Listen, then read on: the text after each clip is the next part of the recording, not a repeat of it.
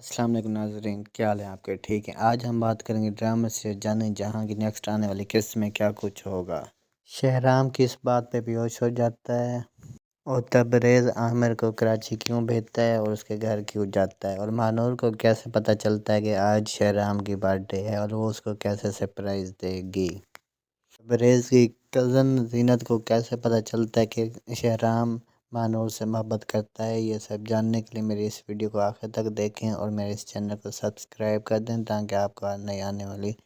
Video کی معلومات ملتی رہیں۔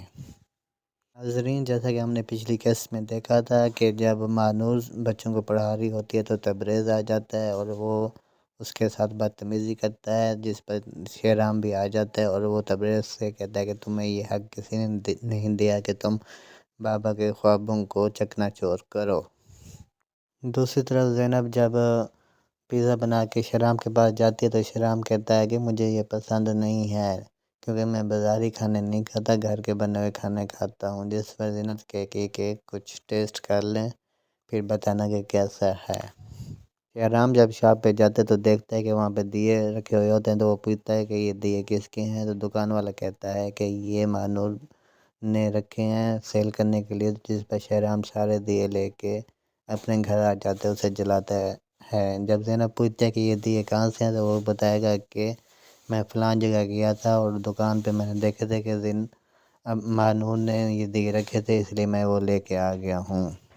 اس میں ایک نئی انٹری ہوئی ہے جس کا نام عالیہ ہے۔ وہ ایک سیاستدان کی بیٹی ہوتی ہے اور کشور بیگم چاہتی ہے کہ اس کا رشتہ اس کے بیٹے کے ساتھ ہو جائے، لیکن ان کے گھر والے بھی چاہتے ہیں کہ کشور بیگم کے کسی بیٹے کے ساتھ ان کی بیٹی کا رشتہ ہو جائے، جس کی وجہ سے وہ ان کی پوری جائیداد کے مالک ہو جائیں۔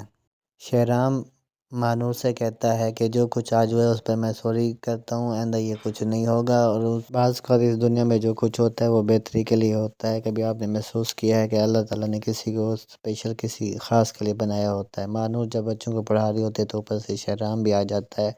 اور وہ اس کے ساتھ مل کر بچوں کو پڑھانے لگتا ہے، جس پر بچے بہت زیادہ خوش ہو جائیں گے۔ اور مانور کہے گی کہ آپ تو میرے سے زیادہ اچھے طریقے سے پڑھاتے ہیں، آپ ٹیچنگ کیوں نہیں کر سکتے؟ تو شہرام کہے گا کہ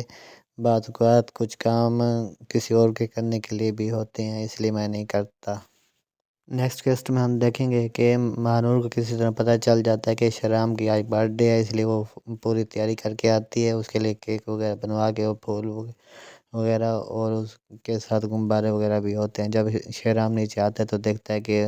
صحن مختلف چیزوں سے سجا ہوا ہوتا ہے اور وہ مانور کا شکریہ ادا کرتا ہے اور کہتا ہے کہ مجھے تو میری برتھ ڈے بھول گئی تھی لیکن آپ نے ہی مجھے یاد دلوایا، اور پوچھے گا کہ کیسے پتہ چلا ہے، تو مانور کہے گی کہ مجھے کسی نہ کسی طرح پتہ چل گیا تھا کہ آج آپ کی برتھ ڈے ہے، اس لیے میں نے بچوں کو تیار کرا کے لے آئی ہوں۔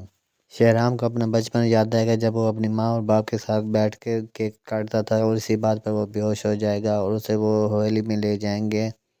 جس پر کشور بیگم مانور سے بہت زیادہ ناراض ہوگی اور کہے گی کہ تم نے ایسا کیوں کیا ہے جس کی وجہ سے اس کی طبیعت خراب ہو گئی ہے۔ مانور اپنے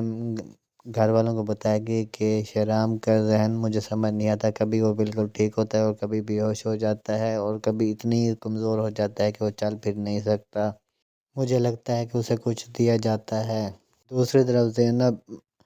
کشور بیگم سے کہتے ہیں کہ آپ کو کیا پتہ ہے کہ یہ لڑکی یہاں پڑھانے آتی ہے، اور آپ کو یہ پتہ نہیں ہے کہ شہرام اسے پسند کرتا ہے۔ تبریز عامر کو کسی بہانے سے کہے گا کہ تم کراچی چلے جاؤ اور کام کی ڈیلنگ کرو تاکہ ہماری سیل اچھی ہو سکے، جس پر عامر کہے گا کہ میں چلا جاؤں گا۔ جب عامر چلا جاتا ہے تو تبریز عامر کے گھر جاتا ہے، جس پر اس کی بیوی دروازہ کھولے گی اور تبریز کی بےعزتی کر کے وہاں سے بھگا دے گی۔